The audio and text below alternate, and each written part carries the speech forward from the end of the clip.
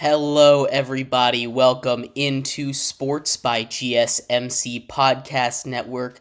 I am your host, Jeremy Lapidus. Today we have a great show for you. We are going to be delving into a little more of the college football playoff expansion. We talked about this when it first got voted on, I believe, a week or two ago. We talked about the 12-team expansion. They are already not even a week later, discussing expanding it once more with a new format. We're going to talk about that, why I think they're doing it, and some impacts of that decision to expand or think about expanding. In our second segment, we are going to continue the theme of football of a college playoff expansion, this time talking about March Madness. We're going to talk about the possibility about them expanding. It seems like the most likely chance of it expanding since the last time it expanded back in 2011. We'll get into that a little bit.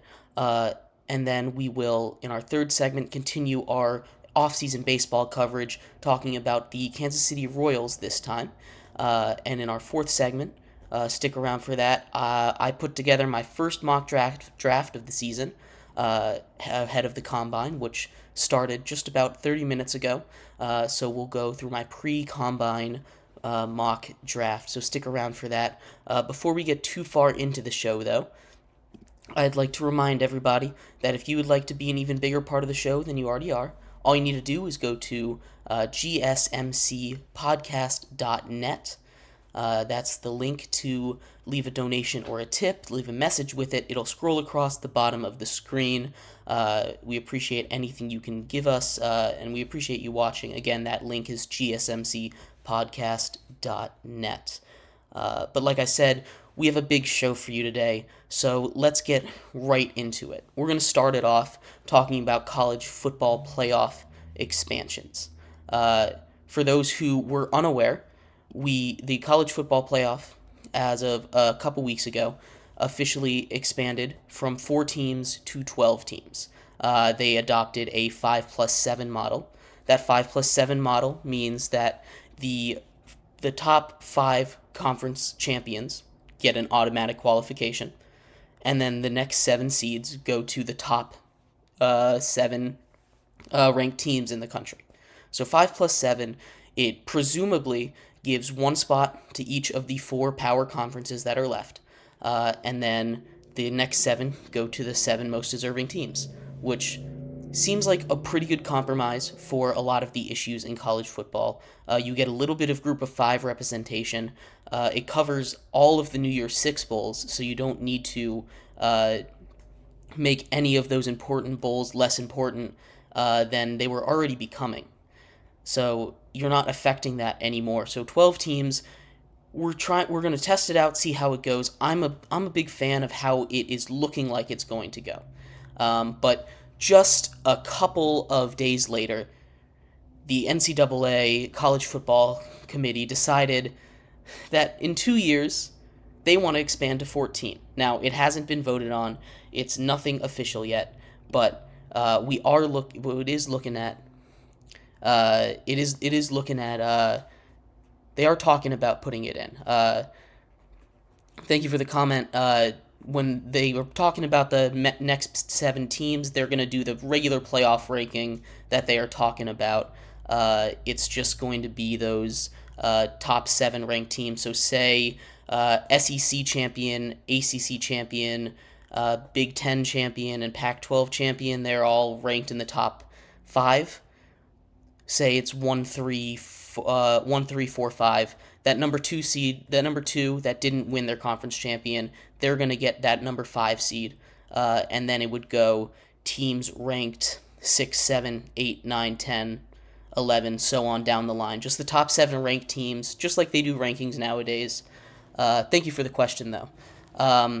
But the way that they've decided to do this 14-team model is something that really shows a lot about the concern that the NCAA is having. Yeah, that's right. That would be the top 7 teams outside of the top from each division. exactly.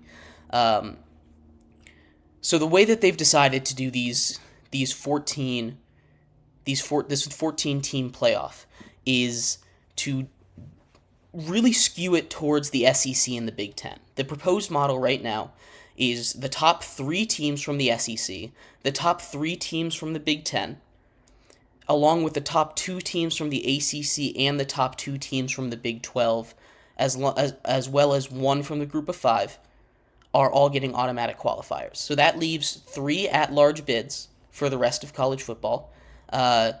But it really is skewed more towards the SEC and Big Ten. Now, this isn't anything that is official yet, but we are looking at something down the line where, if you remember just a couple weeks ago, I believe at the beginning of February, the SEC and the Big Ten formed a sort of alliance. They made a coalition together. And I think the NCAA feels a little threatened by that.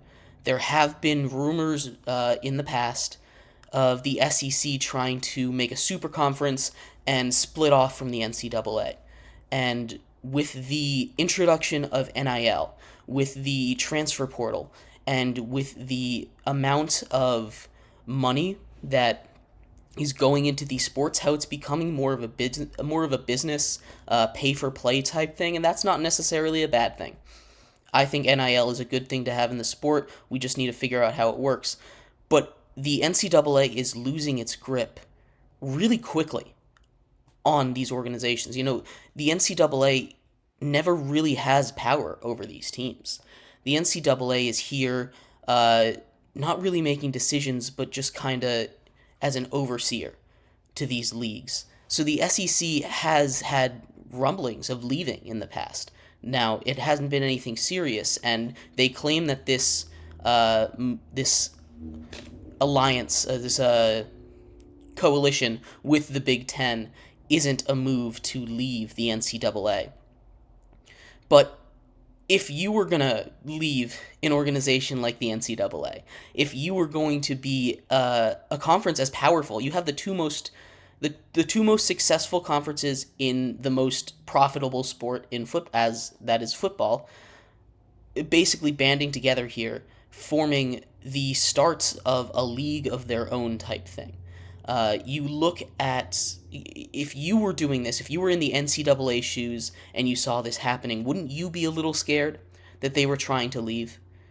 Wouldn't you be a little scared that your big money makers, your ringleaders are just gonna walk out on you? And with so many changes already happening, you've seen the Pac-12 dissolve into nothing like that. A Power 5 conference just disappeared into thin air. And it's gone now. You know, we're not getting that Pac-12 back. You get to be a little nervous. And you can look at this in a couple different ways. Way number one, the NCAA isn't worried about them leaving. They just want more money.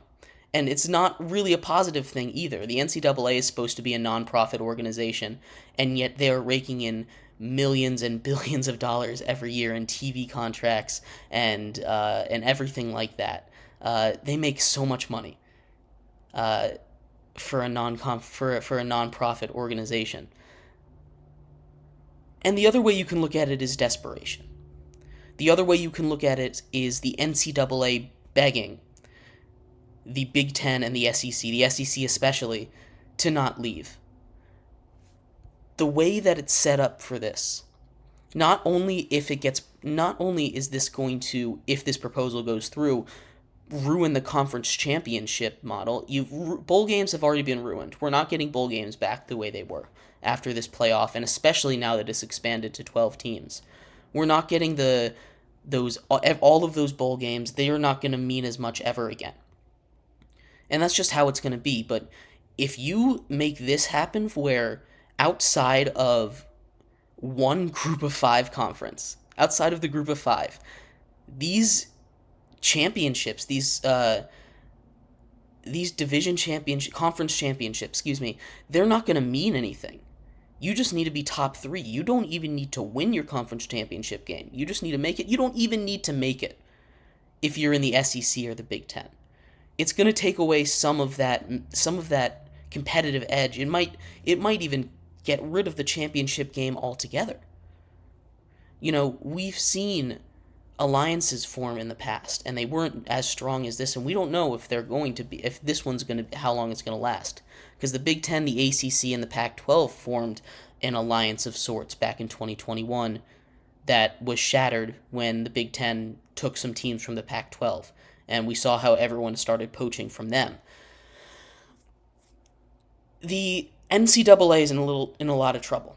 If things continue the way that they're going right now, especially with the injunction that's been filed about a week ago again, saying that you can use NIL's money to recruit players.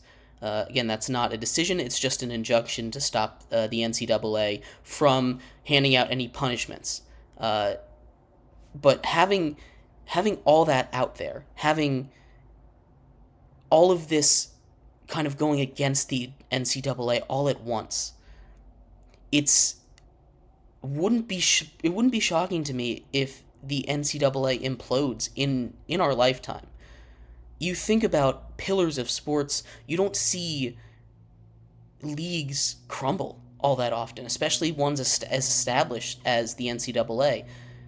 But each conference is getting more and more centralized to itself. They're getting more and more stuff all by themselves. They get their own TV contracts. They compete with each other. Now you see they have their own commissioners and everything. They answer to themselves. And now you see that they're making partnerships with each other outside of the NCAA. And as much as they can say that this isn't a move to, for lack of a better term, coup the NCAA, it definitely looks like one. So this proposed 14-team playoff, as much as I'm not a fan of it, it might be necessary for the NCAA to survive 30 years from now. And I don't think I'm being that outrageous when I say that. You look at the way that everything is going. They are losing their control of college sports, college football especially. They're losing everything. They're losing that grip, that tight grip that they had with amateurism. Does NIL make college players like pros to where they're worried about money more than trying to make it pro? I don't think necessarily the way it is right now. Thank you for the comment. But it might in the future. You don't know how much money is going to get put into it.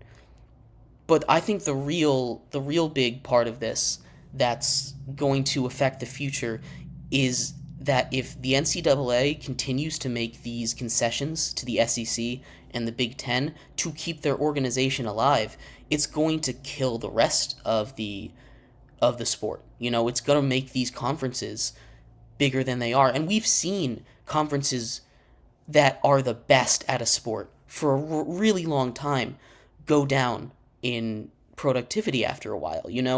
The SEC might be kings of football right now, but they're not going to be kings of football forever. The Big East in basketball, that used to be the big conference, and they're still good, but they're not the number one basketball conference anymore. They're one of the big six, but they're not that number one.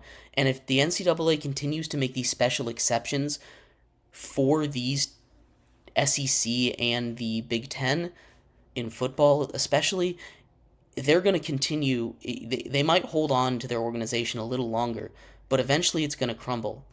And I wouldn't be shocked if, like I said, within 30 years the NCAA doesn't exist anymore, and it's just a collection of loose conferences reorganized under another. I don't think college sports are going anywhere, but it'd be reorganized under a conference scheme where there isn't an overarching organization, or the NCAA has completely reformed into something else. But in the next segment, we're going to talk a little bit more about college sports. We're going to transition into college basketball. March Madness is coming up. They're talking about expanding that as well. So stick around. We're going to be right back.